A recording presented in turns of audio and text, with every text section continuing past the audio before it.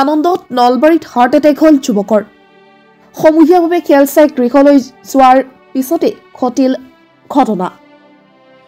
ৰুদ্ধকাৰী India নিউজিলেণ্ডৰ মাজত final খেলত ইণ্ডিয়াই চেম্পিয়নশ্বিপ সন্মান অৰ্জন কৰাৰ আনন্দত আত্মহাৰা হৈ হাৰ্ট এটেক হ'ল নলবাৰীৰ এজন যুৱকৰ হাৰ্ট এটেক হোৱাই নহয় ইহংকাৰ ত্যাগ কৰিলে ৰাজীৱ আলী নামৰ ৪৫ বছৰীয়া যুৱকজনে ইণ্ডিয়া আৰু নিউজিলেণ্ডৰ মাজত অনুষ্ঠিত ৰুদ্ধকৰ উত্তেজনাপূৰ্ণ খেলখনক লৈ সমগ্ৰ দেশবাসীয়ে দুলুল্লামান অৱস্থাত থকাৰ মাজতে দেশবাসীলৈ ভাল খবৰটো আনি দিলে হিটমেন ৰোহিত শৰ্মা বাহিনীয়ে তাৰ পিছতে সমগ্ৰ দেশজুৰি আনন্দৰ বন্যা ফটকা বোমা ফুটাই আনন্দ উল্লাস কৰে সকলোৱে একেদৰে মৰুৱাৰ মাধাপুৰত অঞ্চলটোৰ বহু যুৱকে সমূহীয়াকৈ চাইছিল কালিৰ খেল ইণ্ডিয়া জয় হোৱাৰ আনন্দ বুকুত লৈ অন্যান্য সকলৰ দৰে ৰাজীৱৰ ঘৰলৈ গৈছিল পিছে গৃহলৈ গৈ গাটো বেয়া লগা বুলি ঠলি পৰিছিল ৰাজীৱ লগে ৰাজীৱক নলবাৰীৰ এখন ব্যক্তিগত চিকিৎসালয়লৈ অনা হয় যদিও চিকিৎসকে ৰাজীৱক মৃত বুলি ঘোষণা কৰে ৰাজীৱৰ এনে দুখজনক খবৰে শোকদগ্ধ কৰি তুলিছে পৰিয়াল আত্মীয় লোককে ধৰি অঞ্চলবাসী CPIM দলৰ নলবাৰী আঞ্চলিক কমিটিৰ সাধাৰণ সম্পাদক কৃষক সভাৰ বিভিন্ন পদবীত কাৰ্যনিৰ্বাহ কৰি অহা ৰাজীৱ আলীয়ে দীৰ্ঘ বছৰে শোষিত নিষ্পেষিত জনগণৰ হকে মাত মাতি অহাই নহয় প্ৰায় বঞ্চিত লাঞ্ছিত লোকসকলক লৈ প্ৰতিবাদী কণ্ঠস্বৰ ৰজাকৰ মজিয়ালৈ লৈ যাবলৈ সক্ষম হৈছিল সাধাৰণ খাটি খোৱা জনতাৰ হকে দীৰ্ঘ বছৰে কাম কৰি অহা ৰাজীৱ আলীৰ এনে আকস্মিক মৃত্যুৰ খবৰে ব্যথিত কৰি তুলিছে বৃহত্তৰ মৰুৱা মাধাপুৰ অঞ্চলৰ ৰাইজক দুৰ্দান্ত সাহসী কৰ্মোদ্যমী আৰু কৰ্তব্য কোনোদিনে ফাঁকি নিদিয়া ৰাজীৱৰ মৃত্যুৰ খবৰ পাই আজি বিভিন্ন দল সংগঠনৰ লোককে ধৰি CPIM নেতা কৰ্মী সকলো উপস্থিত হৈ ৰাজীৱৰ গৃহত CPIM নেতা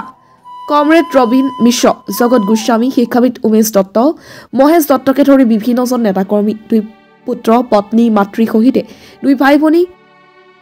ইহংকাৰত এৰি থৈ যোৱা ৰাজীৱৰ আকস্মিক মৃত্যুৰ খবৰ পাই সকলোৱে আহি ভিৰ কৰিছে তেওঁৰ গৃহত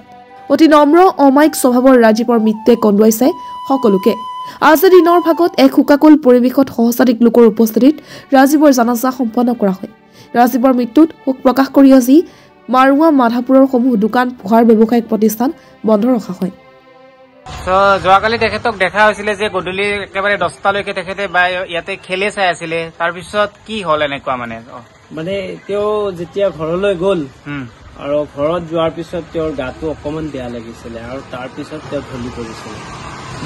তেওঁক মেডিকেল লৈ যোৱা হ'ল নলবাৰী হস্পিটেল আৰু তাত তেওঁক ডিক্লাৰেশ্যন কৰিলে তেওঁ মৃত তেখেতে এনে ৰাজনৈতিক কিবা দলৰ লগতো জড়িত আছিল নেকি তেখেতে বাওপন্থী আমি CPIM এলৰ লগত জড়িত আছিলে ভাল সক্ৰিয় কৰ্মী তেওঁ ইয়াত সভা সমিতি আদি কৰি ৰাজনৈতিকভাৱে যিখিনি হয় আৰু তাৰ লগত জড়িত আৰু তেওঁ মিটিং মানে কি সভা সমিতিত ভাষণ দিয়ে আৰু ওকে তেখেতৰ মৃত্যুটো এটা অঞ্চলৰ ৰাইজৰ কাৰণে বিৰাট ডাঙৰ ক্ষতি হয় নিশ্চয় গভীৰ ক্ষতি হৈছে তেখেত আগৰ পৰা তেনেকুৱা কিবা বেমাৰ আছিলে নেকি নাই তেওঁ অকমান চুগাৰ আছিলে এইটোৱে এতিয়া মানে বেচিকেলি তেখেতৰ কালি ধৰক কেনেকুৱা হ'ল মানে কাৰ্ডিক এৰেষ্ট হোৱাৰ দৰেই হ'ল আৰু নিশ্চয় আৰু তেওঁৰ হয়তো মই ধাৰণা কৰা ধৰণৰ BP টো তেওঁৰ বাঢ়িছিলে তেওঁ চেক কৰা নাছিলে আচ্ছা ঠিক আছে